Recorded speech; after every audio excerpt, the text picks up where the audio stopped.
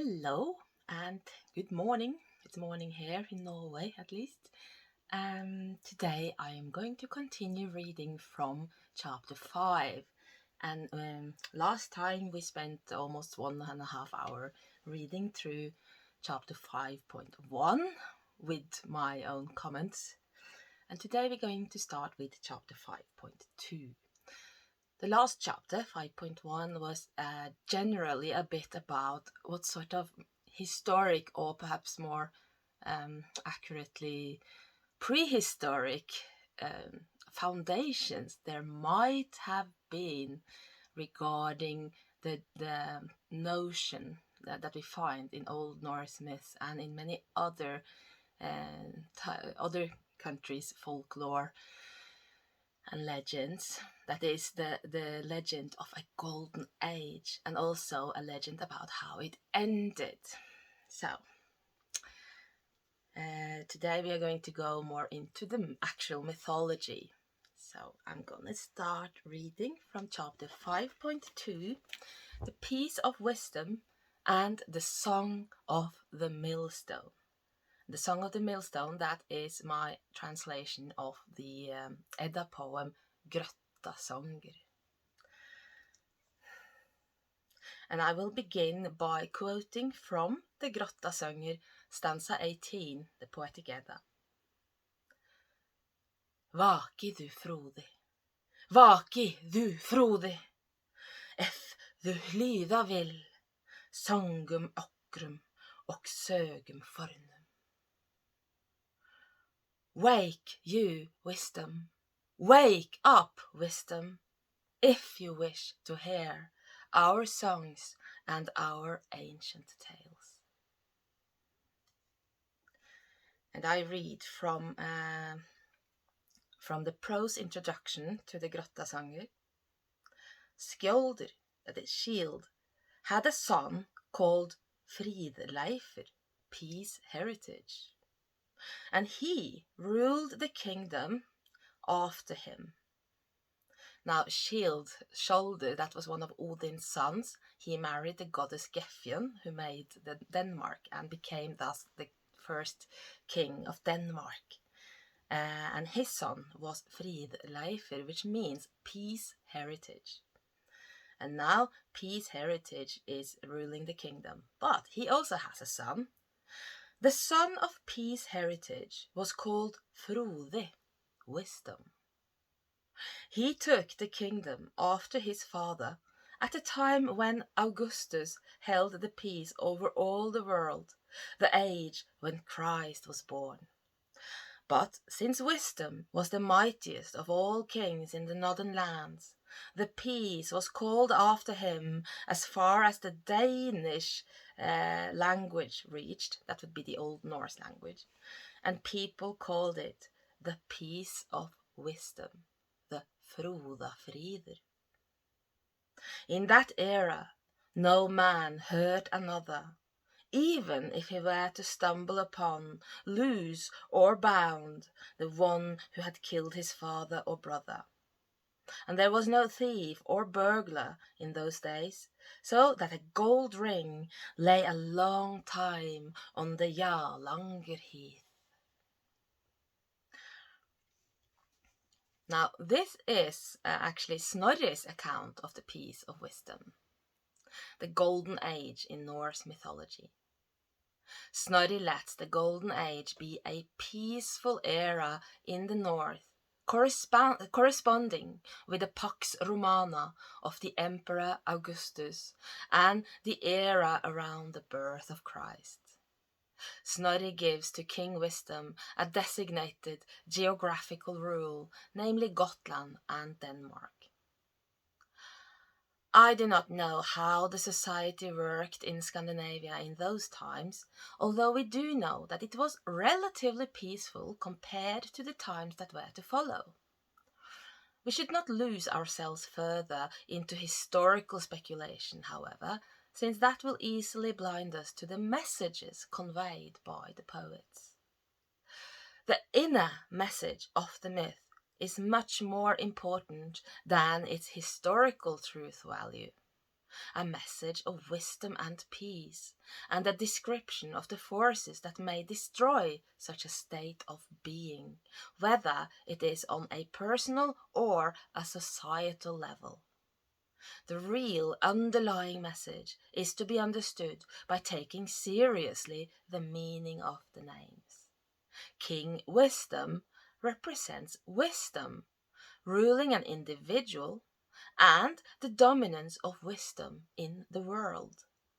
It is the result of peace, the peace heritage, because Frodi, wisdom, is the son of Fridleifr, heritage of peace. And it brings peace, as in the peace of wisdom. So this is a state of being, or an era, real or imagined, when no one would think of exerting violence, not even in vengeance. To the general Norseman, even by the time of Snorri, who lived during the 13th century, to resist avenging oneself on the killer of a father or brother was a highly impressive feat, which really served to illustrate how incredibly peaceful those times must have been. The gold ring is a symbol of the divine wisdom. The gold ring that lies undisturbed on the Jarlanger heath. It's a symbol of divine wisdom. The illumination offered by the pagan path of initiation. The end of the peace of wisdom is also explained, and Snorri based his account on an older Edda poem, the Grottasöngur, the Song of the Millstone. To understand this poem, we need to look at Snorri's account, which serves as an introduction. After his descriptions of the peace of wisdom and of King Wisdom, Snorri continues. King Wisdom went to Sweden to attend a banquet at a king's house. The king called the one who is many, that is Fjölnir. And this is an Odinsheiti, so he's actually visiting Odin, the one who is many. There he bought two slave girls who were called Fenja and Menja. They were awfully huge and powerful. Now, the names Fenja and Menja reveal that we are not talking about ordinary slave girls. This is merely a disguise. According to Rudolf Simek's Dictionary of Northern Mythology, the name Fenja means heath dweller or of the heath. From fen, which is another word, it's a sort of synonym to the word heiðr, which means heath, a fen, heath or a clearing or a bright open space, or also what we call a mose in Norwegian, a moss, I think maybe you call it a fen in English too. There is a word here, I don't remember. But anyway, so this means both illuminated space, that is a space that is bright, surrounded by the dark forest, and it means a heath. This name is not coincidental. The heath was a sacred place in pagan times, a place where the darkness of the underworld, wilderness, opened into brightness, a natural temple, because you have this dark forest full of trees, so it gets dark in there, and then they open up and there is a bright space, and that's where they conducted their rituals. Likewise, Simek explains that the name Menja means necklace owner or of the necklace, from the word men, which means necklace or just a gem, a jewel, a gem. Now this is perhaps a reference to Freya's man, namely the Brisinga man. Her, this is the flame's jewel or the flame's gem or the flame's necklace. So Freya is the famous necklace owner in Norse mythology. So we are seeing that the two huge and powerful slave girls are related to the two sides of the goddess, the witch hag and the beautiful maiden. Now Snorri continues.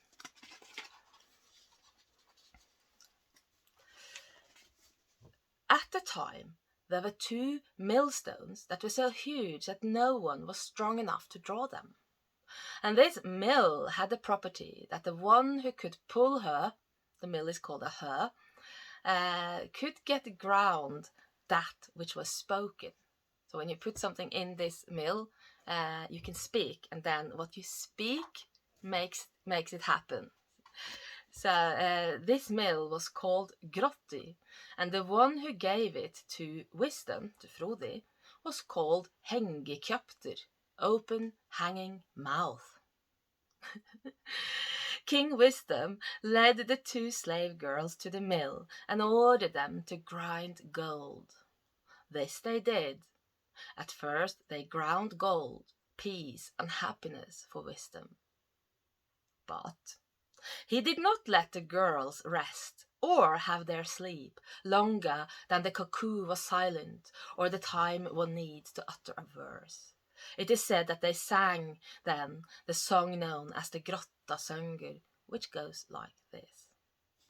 And that's Snorri's introduction. Now, the mill, made out of 2 millstones, can grind whatever the one who grinds speaks.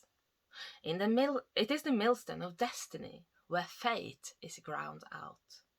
The open, hanging mouth that owned the mill at first seems to be yet another reference to the speech and sound that is the basis of creation in Norse mythology, or Norse cosmology. However, no one in the world is strong enough to pull the mill, except the 2 women, Fenja and Menja. And here I have... I explained that Semek means that the names of Fenja and Menja derives from heath and gem. But here I have another, somehow the explanation for why I have another possible interpretation of their names is not here, weird.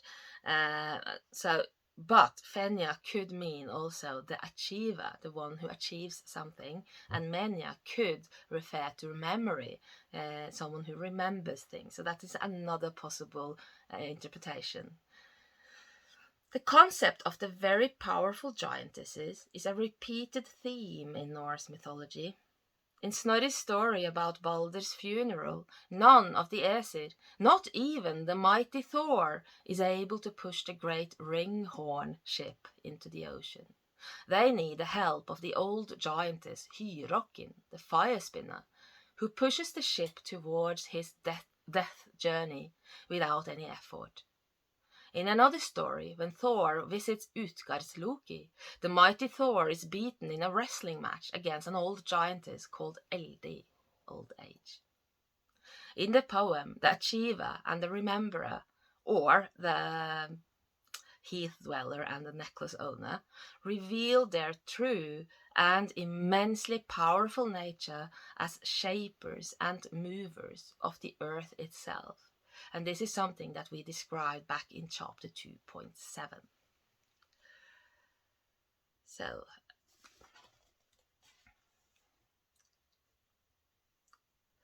yeah, all right. I have an author's note here. That's where the explanation of the names came. So I'm just going to read that too before we continue. This is about the names. When the pagans wanted a name for their faith so as to counter the new faith, they chose the word Heidindomur, the rule of the heath, as opposed to Kristindomur, the rule of Christ. A pagan was called a heidninger, a heathen.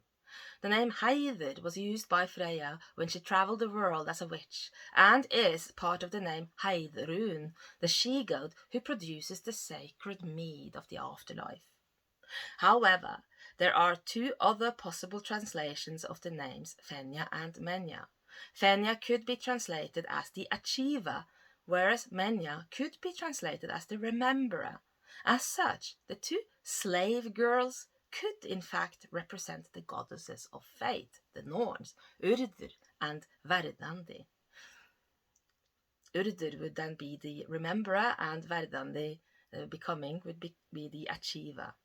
That's which happens now.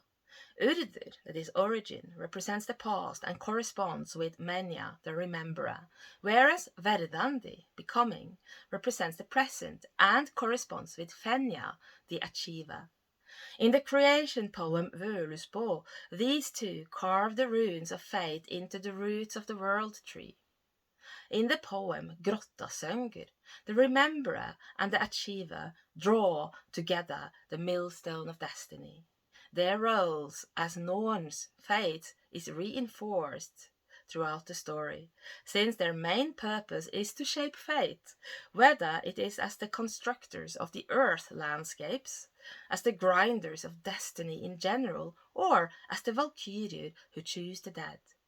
I will stick to these two latter translations, although the former are not thereby excluded.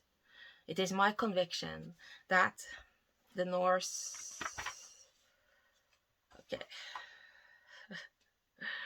And that's where it disappeared, the author's note. Something happened when this book was printed, obviously. Anyway, to be able to rule the giantesses of fate is the equivalent of ruling the fate of the world and the natural forces, since this is what these two sisters also represent.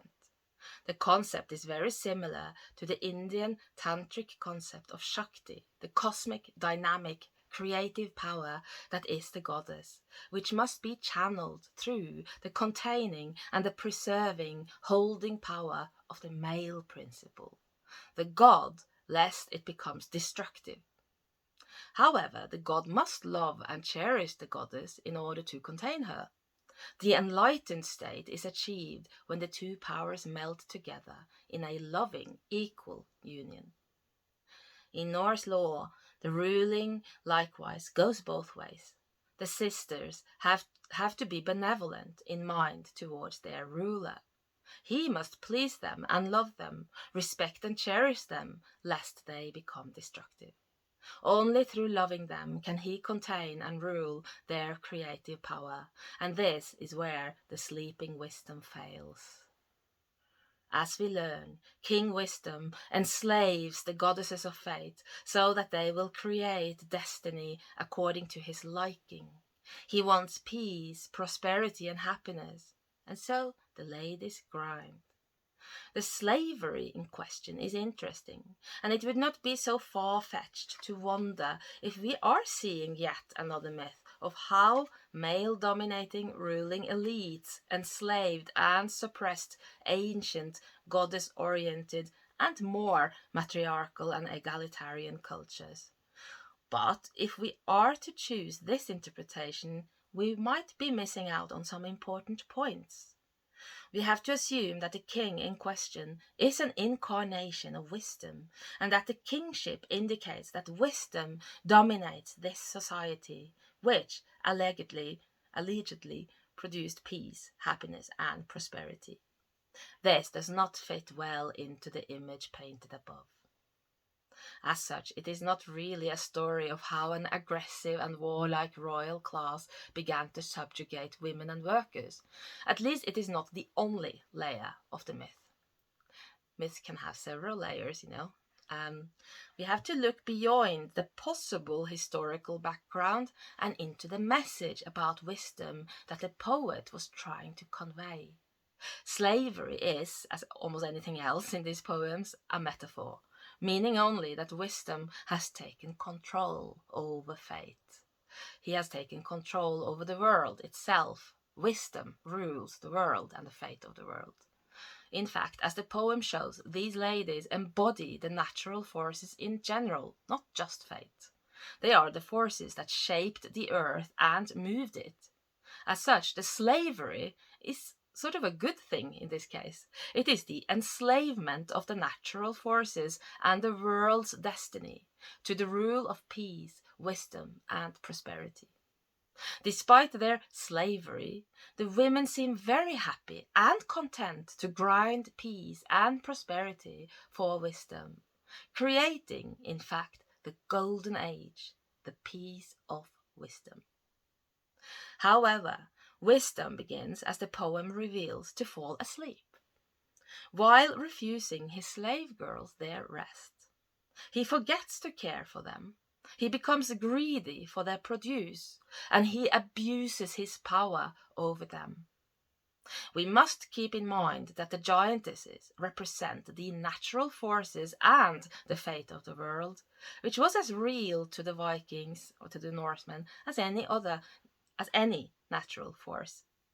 As soon as wisdom falls asleep, the ruler fails to appreciate the true power of the giantesses, nor to acknowledge them and meet their needs. His household, the household of wisdom, falls asleep. This leads to the end of the Peace of Wisdom, as the poets say. As the poems say. Var att du frodig, fullspakroftig, malvinner manna. Du man keiptir, kastu at afli och at alitum, en at etterni ekki spurthir. Beware, wisdom, you are not fully wise, you, friend of human eloquence. When you bought your people and chose us for our strength and for our appearance, but of our lineage you did not ask. The ladies then begin to count up their lineage, revealing that they are of the kind of Tjatsi the slave binder, the eagle of death, and Hrungnir the roarer, among others, before they go on to reveal their own significance and their connection to the mill and the earth herself. Then they take their role in the fates, in the lives and deaths of men, and the outcome of all battles. The giantesses reveal how they have shaped great wars in bygone times, but that they finally became enslaved to wisdom, and when they came to the house of wisdom, they ground out peace, happiness, and prosperity. They did not mind until they were treated disrespectfully and taken for granted and forced to grind without rest.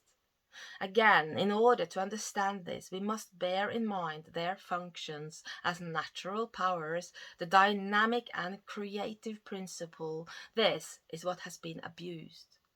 Wisdom has become a prey to his own greed. As wisdom and his household metaphorically fall asleep, the giantesses call for them to wake up wisdom if they want to hear their ancient songs. But no one wakes up. The giantesses, hearing the silence with which their calls are received, complain that the king shows no mercy to slave girls, that they are forced to work too hard, that his greed causes him to abuse them, that they are not being respected, and that the king underestimates the power of the slave women's anger. And as no one wakes up, the giantesses begin to grind war, famine, and pestilence. In fact, they begin to grind Ragnarök, the shattering of the rulers. That's actually what Ragnarök means. Ragna means of the rulers, and Rök means the shattering, the destruction. So this is the destruction of those who rule. The death of multitudes is also prophesied, as well as the death of wisdom. However, the ladies continue with a very subtle revelation. Molum en framar, mån Ursusoner, nider halvdanar hefna froda, som un hennar heitin verda, burrock broder, vitum bådarda. Let us grind more. The son of the she-bear on the half-lord will avenge wisdom, so that he is famed both as her son and as her brother, as we too both know. This curious stanza raises some interesting yet usually ignored questions. Who is the she-bear, and who is wisdom and the half-lord? The question will be answered in full later on in chapter 5.6, but cannot be understood before we investigate another Golden Age myth, the myth of Baldur. Very few, if anyone, have previously actually asked the question, who killed Baldur? It would seem obvious, since the killer is clearly said to be Höður Blindi, whose arm was directed by the mischievous and jealous Loki. But we shall take a new look at the myth and discover that we may very well be dealing with a veritable murder mystery. However, first we will look at another related theme, the story of how Tyr lost his arm.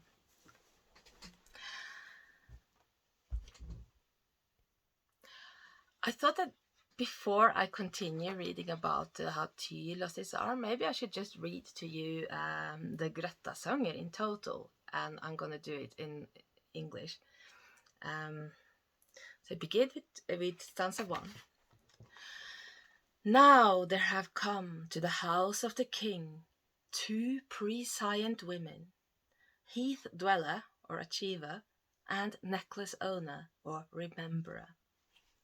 They were with wisdom, the son of peace heritage, the mighty maidens he owned as his slave girls. The slave girls were led to the mill, where they ordered the grey stones to grind into motion. He promised them neither rest nor pleasure until he had heard the slave girl's song.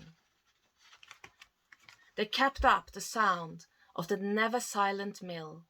Let us set down the grinder, let us stop the millstones. But he, wisdom, bid the maidens to keep grinding as they owed. The maidens sang, and they turned the fast revolving stone, so that the household of wisdom mostly fell asleep. Then sang the necklace owner, the rememberer, who had come to the milling. Let us grind prosperity for wisdom. Let us grind joyfully, abundance of everything, on the mill of fortune. Let him sit on gold, let him sleep on feathers, let wisdom wake to happiness. That is well ground out. This is when they make the golden age. Here shall no one bring harm to another, not plot damage or strive to take lives, nor shall he strike with a sharp sword, even if he finds bound the bane of his brother. Wisdom did not speak at all, except these few words. You shall not sleep any longer than the hall's cuckoo, or longer than I take to recite a verse. Then the maidens sing. Beware, wisdom, you are not fully wise, you, friend of human eloquence. When you bought the slave girls and chose them for their strength and for their appearance, but of their lineage you did not ask. And then they go to count up their lineage. Hard was the roaring one and his father, although the slave binder was mightier still. The moving one, an earth dweller, our close kinsmen, brothers of mountain giants, from them are we 2 born. The mill of fate would not have fallen from the grey mountains, nor would a hard stone block have come out of the earth, nor would we have ground so, we rock giant maidens, if we had not known how she was made. We grew for 9 winters, we were playful and loving, great maidens growing, nourished beneath the earth. We maidens were the directors of great deeds. All by ourselves we moved the flat mountain from its place. We rolled the boulder, the mill or the earth, from the world of the giants, so that the earth began to shake. We turned then the fast revolving stone to the high hall, so that men took it. But later we, in the land of the Swedes, we 2 who know fate, moved among people. We broke armors and we broke shields. We marched against the grey-clad armies. We overthrew some and supported others. We gave good help to the people of divine serpent. There was no peace until knuckles fell. We kept going for some seasons, so that we became famous for our battle deeds. There we sliced with sharp spears, blood from wounds made swords red. So they have been giantesses living beneath the earth, and they have shaped the landscape, and then they have moved, they have put everything, fate and the earth, into motion. And then they started to act like Valkyrie, marching among the armies and choosing who shall win or lose. But now they have become slaves. Now we have come to the house of the king, without compassion towards slave girls. Mud eats at our feet, and we are otherwise chilled. We pull the calmer of strife, the millstone of destiny. But there is no joy at wisdom's house. Hands should rest, let the stone stand still. I have ground my full share. We may not to our hands give rest, until fully ground as wisdom sees it. Hands shall clasp the hard shafts, weapons blood-stained. Wake up, wisdom, wake you, wisdom, if you wish to hear our songs and ancient tales. I see a fire burn east of the city. A war spell has woken, that must be a beacon. An army will come here very soon and burn down the settlement, despite the abundance descendant, wisdom. You shall not keep the throne of Denmark, nor the red gold rings, nor this ruling rock, the millstone of fate. Let us seize the handle. Maiden, turn the mill more swiftly. We are not yet warmed by the death stir the blood. My father's maiden ground powerfully, so that she foresaw the death of multitudes. The great shaft snapped away from the mill's frame, enclosed in iron. Let us grind even more. Let us grind more. The son of the she-bear on the half-lords will avenge wisdom, so that he is famed, both as her son and as her brother, as we too know well.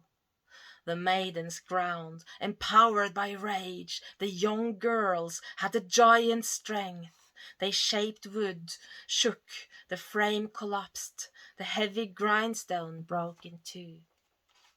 And the bride of the mountain giant these words spoke: We have ground, wisdom, to the point where we must stop, for the ladies have had a full stint of milling. And before the song was over, they had ground an army against wisdom, so that the same night there came that sea king who was called Mysinger, and he killed wisdom and took great booty there, and so the peace of wisdom was destroyed. The sea king that destroys the era of wisdom is called Mysinger, which possibly means of the milk serum. Mysing took with him the millstone, Grotti, and also the Fenja and Menja, and bid them to grind salt. And by midnight the women asked if he had enough salt, but he asked them to grind more. He didn't learn from wisdom's example. So the maidens kept grinding, and then the ship sank. In the ocean there was ever since a great abyss where the sea fell into the mill's eye, and this was when the ocean went salty.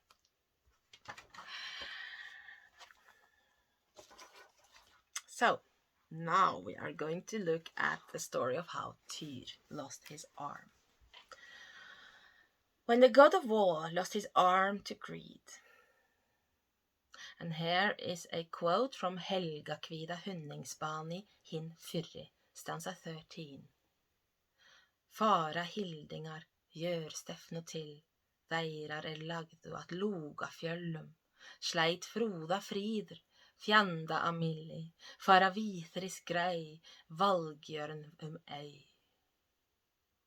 The war leaders travel to the clash of arms, which was to take place at the Mountain of Flames. The piece of wisdom was torn between enemies. Runs the wolf of the expander, bloodthirsty around the island. Loki and his 3 children. The story of how Tyr, the god of war, lost his arm to the Fenrisulfur, the wolf of greed, is told by Snorri in his Gylfaginning. It begins with his account of Loki, who is described here as the origin of all deceit and betrayal, a shame to Aesir and to human beings, a god of false rumors, speaking behind others' back, and of treason. Loki is beautiful to look at, Snorri continues, but very ugly in his intentions and very ambivalent in his actions. More than anyone else does he possess the quality of cunning.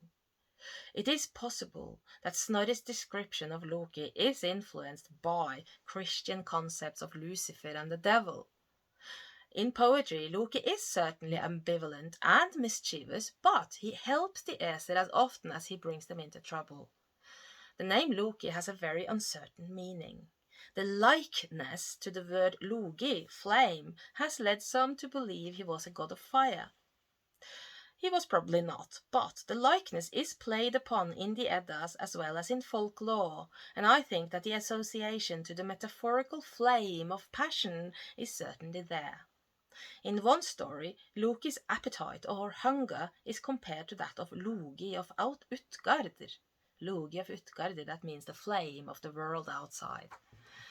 And he may well be the real figure behind Hlodr, which means the heating god, who gave vitality, passion, and colors to human beings in the creation story.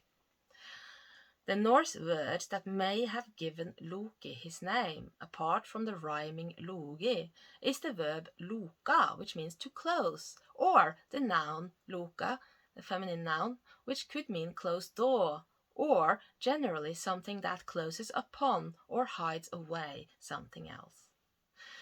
There is also the word lok, which is neutral, which indicates a thing that closes a thing, such as a lid, but also as an ending, something that is completed or finished. For example, the term til loks means to the very end. At lokum means thoroughly or fulfilled or reached, while loksins means finally or at last. Something that closes off something, both physically and sort of events that closes a situation. So I suspect that the concept of closing or hiding something is behind the meaning of the name Loki, and that the associations with Logi, flame, is based on the rhyming sound together with the passionate, flaming nature of the god, although it is originally not linguistically related. Yet I have found no linguistic support elsewhere for these suspicions. There is also a Lokaheiti, a nickname for Loki, which is Lopter, which means air. Loki, like Odin, is one of the 3 brothers in the beginning. His other brothers, he is one of 3 brothers. His other brothers are called Byleister or Byleipter, which means wind lightning, and Helblindi, death blinder, or the one who is blind to death. And this latter one is recognizable as one of Odin's names. It is an Odin's heiti. That is the Helblindi. So it is my conviction that Loki thus is a name for one of Odin's brothers, Vili or Ve, who are ultimately all aspects of the same threefold god, Odin: spirit, poetry, and frenzy, or spirit, mind, and passion. In a trinity, all will play one of these 3 parts. Helblindi is the spirit that blinds death itself, or is blind to death. It is the part of consciousness that could be immortal. Wind lightning is a good way of describing the quality of mind, thoughts being like swift and stormy flashes of lightning flowing like wind through the brain. Seeing Loki's role in stories, I suggest that he is a character based on the quality that Vili represents, the will or intent, the passion to move forward and to make things happen. In the Haustlöng poem, Loki is called Sagna Hrærir, meaning the mover of the stories. Passion or intent is always the mover of all stories, the creator of conflict. I will refer to Loki as passion on many occasions, indicating vitality, intent, desire, life force, and will, qualities of passion that can be destructive and creative, indeed ambivalent and deceitful of nature, although often bringing great products and especially really good stories.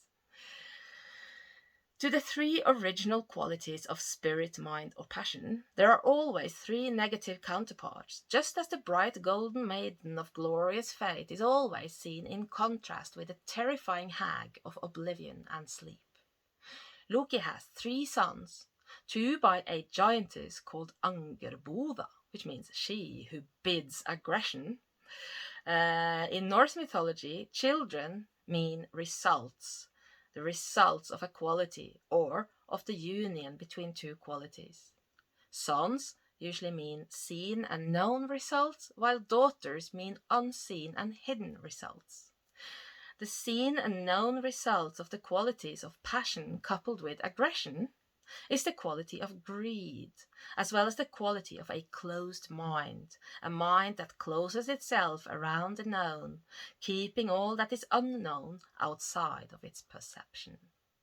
The two seen results are represented by Fenrir, the greed wolf, and the Midgard serpent that surrounds the human sphere, closes it off against the outer unknown world.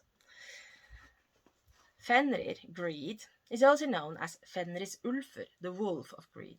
I should add here, I don't think I wrote this down here, but in Norse mythology you often find several wolves of Fenrir. So there is Fenrir just means the power of greed represented by diverse wolves of greed. And wolves represent something that runs after you and hunts you and kills you. They're often used to symbolize enemies, enemy intent or hostile intent.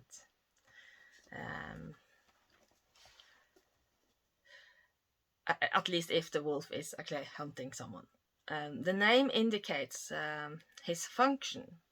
The wolf, Fenrir, is a metaphor for the quality of greed, gluttony, hunger, destruction, and destructive desire. The wolf is the major enemy of Odin as spirit and is destined to kill Odin, the spirit, only to be killed himself by spirit's son, Vidar, the Silent, a name that may indicate silent expansion of spirit. The wolf is a negative mirror, the destructive counterpart of the quality of passion. The other son of Loki is Jörmungandr, the powerful magic, also known as the Midgardsormr, the middle world serpent. This serpent-shaped giant coils himself around Midgardr, the middle world, and thus represents the border between the known and the unknown. He is the main enemy and nemesis of Thor, the god whose main purpose it is to protect Earth, middle world, and the known world against the threats of the world outside and the unknown. This serpent is a negative mirror or a destructive counterpart of the quality of mind, closing the doors of perception against all that is not known.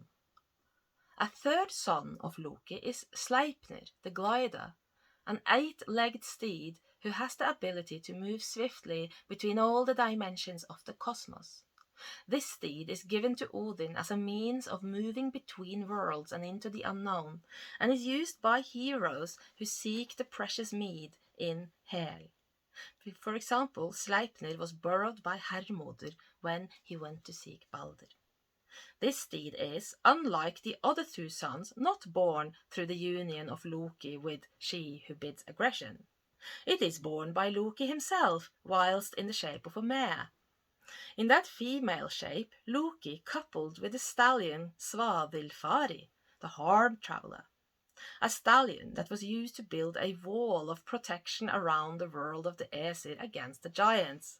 So the theme of a boundary between the safe and the ordered world of the known, that of gods and of men, against the dangerous and unpredictable world of the unknown, the giants, is strongly present.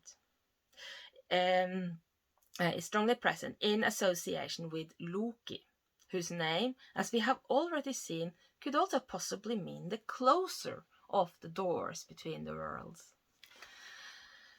Although the wall that closes the doors between worlds is built through the efforts of the harm traveller, a foal is born that can jump across any high wall of the cosmos, including the high walls of hell.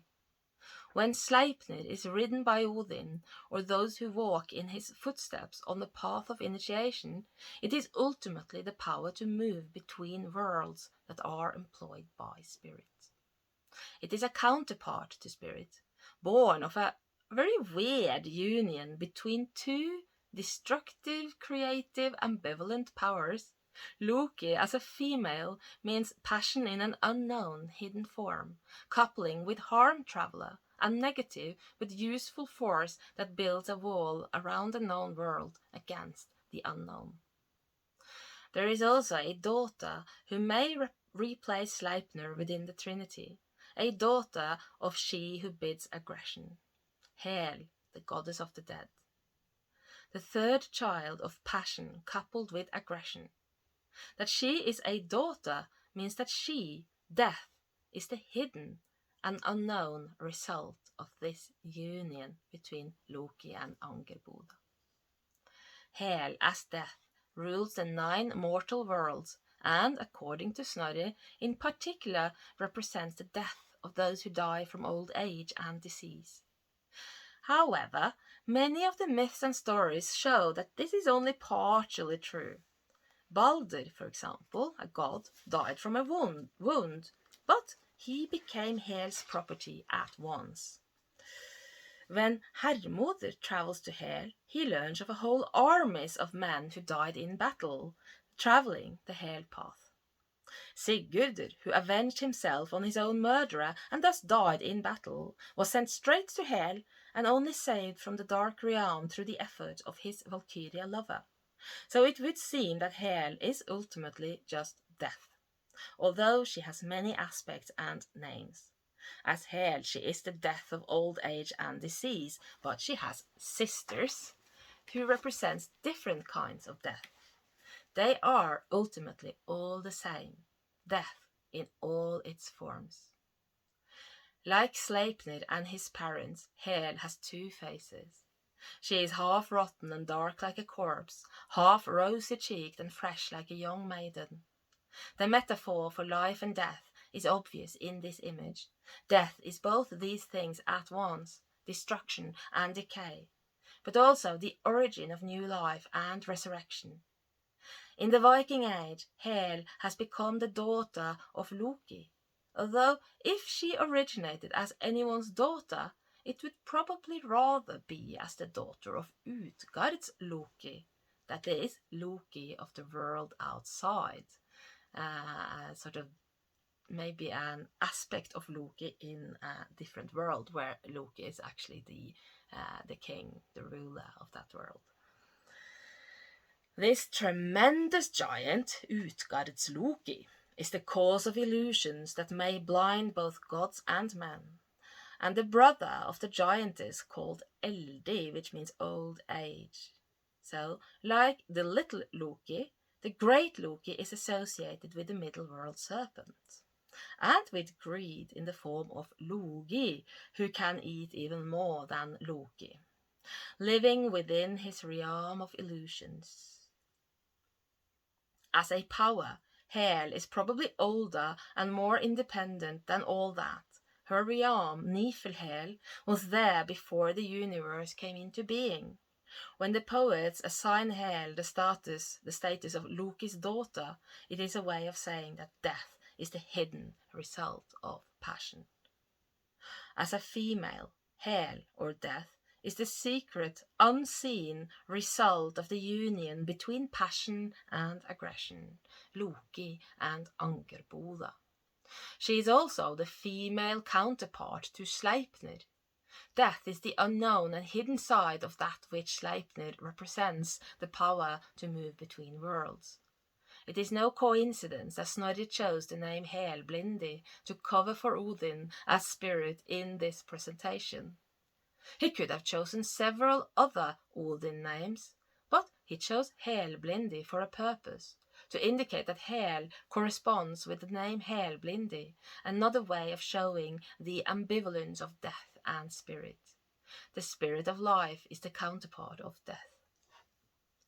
The most important thing we learn when we look for and recognize poetic formulas such as the trinity of qualities coupled with mirror qualities are that such formulas are used all the time in Norse myths. No matter what religious or magical function a god or goddess or other power being had in the religious cults in various regions at various times, the poets who created fiction in order to reveal spiritual messages applied these characters in order to make their point. Their purpose was to aid human beings on the path towards illumination, knowledge, and immortality. By using the metaphorical, symbolic language of myth, they speak to the unconscious as well as to the conscious. This is also how we have to approach the myth of Tyr and of Fenrir. Okay, let's continue. The chains that bound Fenrir. The Aesir raised the greed wolf among themselves, but only Tyr had the courage to go to him and feed him. When the Aesir saw how much the wolf grew every day, they made a terribly strong chain called Windshield Council.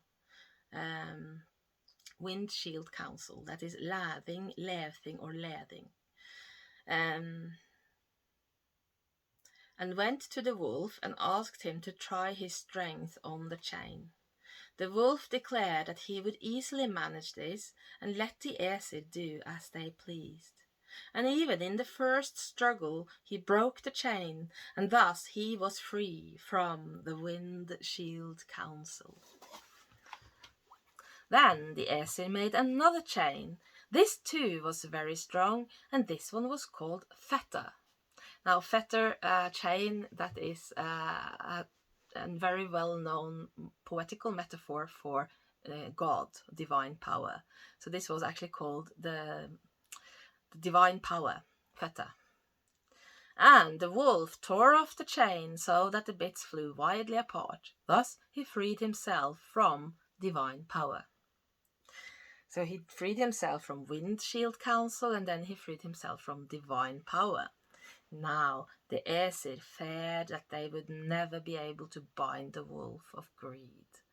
Then All-Father Odin sent someone called Skirnir, the Illuminated One, the messenger of Freyr, down into the realm of the Dark Elves, where he found some dwarfs, and they made a chain called Gleipnir, the Open One. This chain was soft and light like a rope of silk, but still as powerful as you are now about to hear. When the chain was brought to the Aesir, they thanked the messenger greatly for his errand, and then they went to a body of water called Amsvartnir, black darkener, which is a metaphor for the underworld, and there to an island called Heather-covered Lyngvi, and they lured the wolf there. Then they showed him the silk rope and asked him to tear this off too. This is from the Gylfaginning, Prose Edda by Snorri. In order to truly appreciate the myth of the Fenris wolf, we have to bear in mind at all times that he represents the trait of greed. He is the greed wolf. As such, the wolf represents a quality within human beings, within gods, and within the world at large: greed. When we read in Snorri's account that the wolf was raised and grew among the Aesir, it is a way of saying that the quality of greed was raised and grew among the powers of consciousness and intelligence, and among the powers that rule our world. Greed grew. It is destined to destroy the present order of our world. Greed is the road to destruction of our world. But the myths also show that there are ways of overcoming it. When the Aesir attempt to bind the wolf, it must be read as a parable of how the quality of greed was checked, or of how they tried to keep it in check. At first, they tried to use a chain, a metaphorical chain, of course, that they perceived to be immensely strong. This chain is called in different sources lathing, levthing, or lething. So the meaning is actually obscure, but it is possible that the first part of the word is la, harm, while the second word is thing, which means council or assembly or parliament. So that the meaning is harm council or harm parliament, a place where harm, in this case the harmful effect of the growing greed, is discussed in plenum and dealt with. This would be a very simple way of describing how the wolf was bound by a divine solution, the sacred parliament. So law giving and keeping the law and order is supposed to keep greed in check. That's the first attempt they make. So it would actually describe how the thing, a democratic institution, is seen as the first solution to the problem posed by the wolf of greed. If this is the meaning, perhaps we are seeing one of the oldest written arguments for democracy as the first way to stagger the forces of greed amongst men. But the word may also be made from the word hle, wind shield. And this interpretation makes sense in the light of other myths too. Wind is always a symbol of the power of death and mortality. Wind shield is thus a reference to immortality. So, as we have seen earlier, Hle's Øy is the island of immortality, where Aegir and his 9 daughters are said to reside, and where the gods will come together with the light elves and the immortal souls to drink the mead of memory at the end of time. Only if they can own a cauldron big enough for all the mead of memory will they be able to dine with the immortals.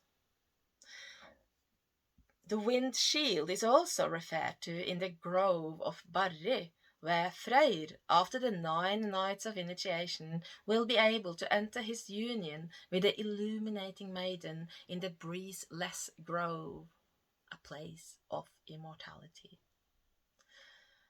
The council in the name of the chain indicates a sharing of knowledge. The sharing of the knowledge of immortality is the chain that first binds greed. If this is the meaning of the chain, then the story is a parable telling about how the quality of greed may destroy the sharing of this esoteric knowledge. So greed grows, the knowledge about. So we have two possible interpretations. You can either say that greed is the first attempt to stop greed from growing through democratic council, where they are aware of the harm of greed, or a divine council or a democratic council held by people who are will have knowledge about divine wisdom and divine immortality, and this is shared freely, and this is supposed to sort of stagger greed. But greed breaks through that chain, sadly. So, in this story, we hear that the council in the name of the chain indicates a sharing of knowledge. The sharing of the knowledge of immortality is the chain that first binds greed. If this is the meaning of the chain, then the story is a parable telling about how the quality of greed destroyed the sharing of this esoteric knowledge. It is a theme that so many other myths also reveal as a key issue. Earlier, we saw how wisdom succumbed to greed for riches and power. In this story, we hear that greed destroys the sharing of this esoteric knowledge, a theme that corresponds with the story of how divine knowledge no longer was freely available in the world. So, the Aesir attempt to bind the wolf with a fetter called Dromi. As far as I can find, the only translation to this name is fetter. At first, this does not seem very profound at all, but only until we realize that bonds and chains and fetters are in fact poetical metaphors for gods or for cosmic powers, as Snorri wrote in his Skaldskaparmál. He says, "What names are there for the gods? They are also called bonds, as Eyjolf Dadaskald said. Erik draws land under himself to the pleasure of the bonds, and fetters, as Einar Skalagram said." Well, thus the second attempt, when the sharing of the knowledge of immortality was broken by greed, involves religion. So, as a second solution, the belief in gods and divine rulers may be a powerful check against the qualities of greed. But religion did not prove any match against the increasing, raging cravings of greed within people and societies, as by now we may well know. So the second, first they tried to talk about it and make laws against it, and then they tried to use a religion to hold it. And greed broke through both laws and order and through religion. So the third chain, which finally managed to bind greed, was an apparently soft, hardly even a visible chain called Open One. It is a subtle chain with a subtle meaning. No chain at all, really. And it could only tie the wolf in a place of deep water darkness, covered with heather, the subconscious or the unknown.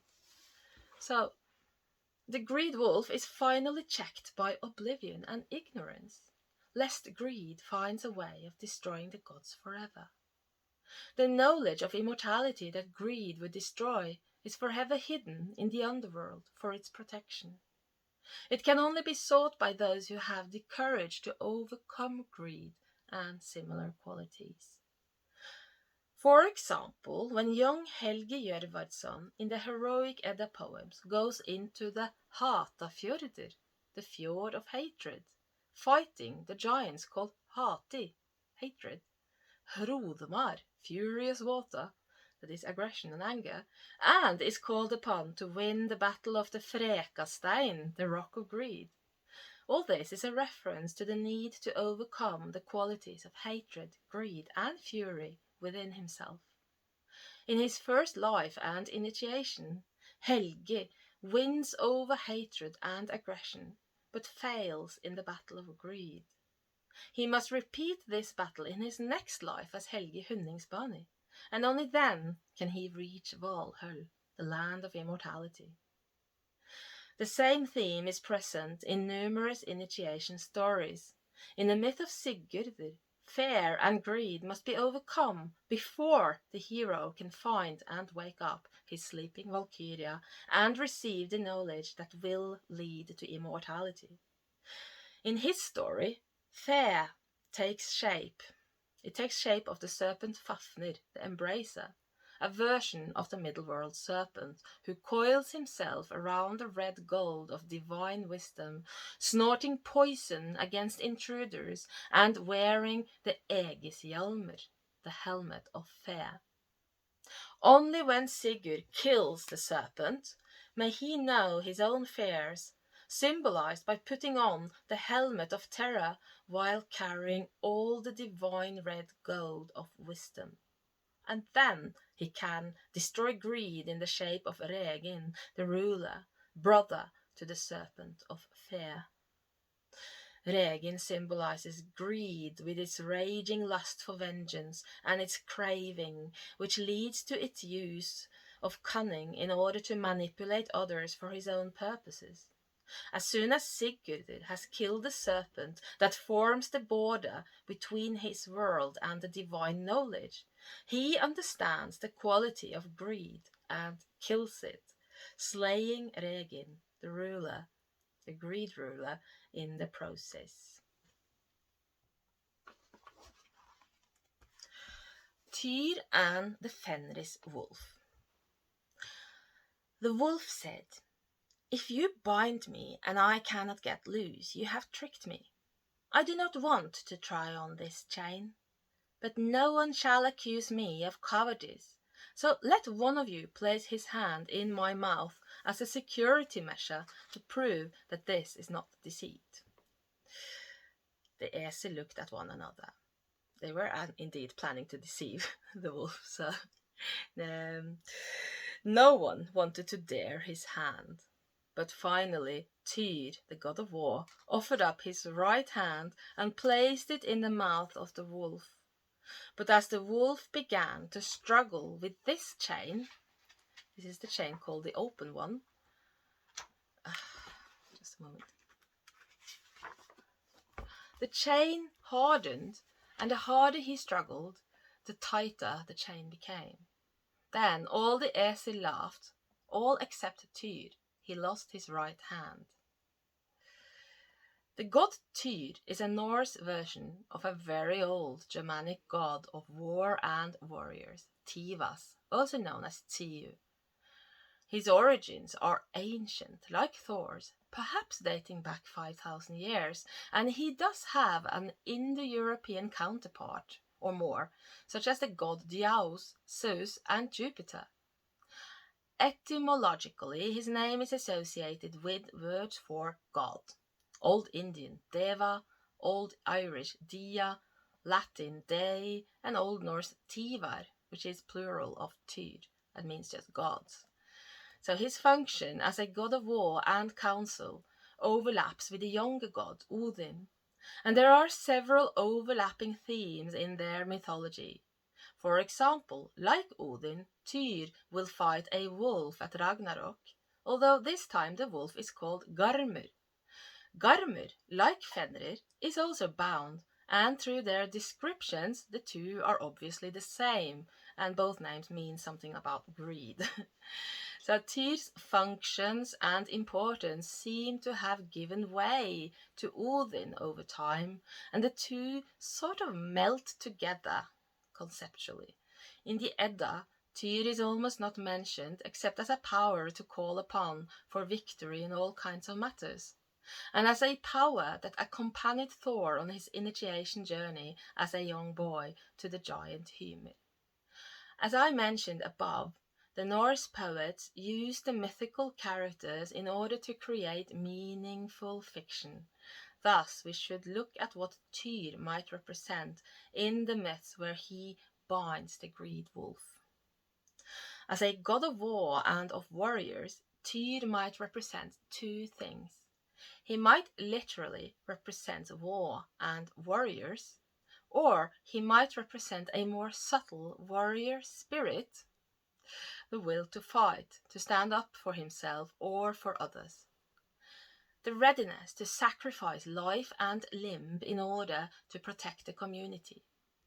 A warrior society, such as the Old Norse, would hone and honor this warrior spirit, even if most people did not crave war or battle as a lifestyle, and rather, as we know, prayed for peace and prosperity. We must understand Tyr in the light of the society that nurtured him.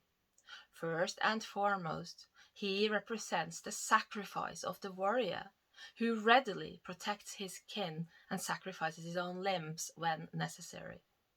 Secondly, he represents victory in all matters, whether it be victory in battle or in other efforts. He was called upon when something was started and needed to be completed to the benefit of the caller. Thirdly, he represents the mind of the warrior, the strategic analysis that is needed to win any kind of battle, and the will to conquer and fight for what is wanted. Another interesting thing about Tyr is his name. Although it is certainly etymologically linked to ancient words for gods, there is a second meaning in the Old Norse version of his name. Tyr can also mean beast or animal. The poets would be aware of this secondary meaning and use it to their advantage. The beast is a perfect image of the passion that makes things happen. There is something beastly to the energy of intent, passion, and will, the instinct for survival, life force, vitality, the warrior's energy to move on, break through, and fight for life. The god of war represents the power of intent and the will to fight for its existence. As a warrior god, Tyr overlaps in function with Odin as a warrior god, and as the beast, he corresponds with the aspect of frenzy in Odin's name, which I also refer to as passion or intent or fury. In poetry, we must understand Tyr as a character that was used by the poets to describe the passion aspect of the spirit trinity. As such, Tyr, the beast, mirrors Fenrir, the wolf. They are the two sides of passion. Tyr is the positive aspect of passion, that which is passionate and which channels its intent on protecting its community and making courageous sacrifices. Fenrir is the negative aspect of passion, that which only craves power and properties, the greedy outlet of the power of passion. The two mirror each other like the two possible outcomes of the animal instinct for survival, the selfishness of greed and the sacrifice of the warrior. The myth of Tyr binding Fenrir is the story of how the positive side of the warrior spirit must control the negative side. However, the outcome of this struggle turned out to be ambivalent, for the beast lost one arm to greed, a way of saying that the warrior spirit, or the intent of man, was partly consumed by greed, or that the warrior spirit lent a hand to greed. That the warrior spirit, the passion, lost his right hand to greed is in itself a metaphor, perhaps suggesting that the right hand usually is the hand that acts outwards and takes the lead, or indicating the expression of being someone's right hand, meaning that the warrior spirit, at least partially, began to serve greed rather than focus on his original true purpose of survival and protection against greed as a power. So that was chapter 5.2. I'll finish here for today. Thank you. The next time you're going to read from 5.3 Out of Eden, and we will see how far we get then. Okay, bye bye.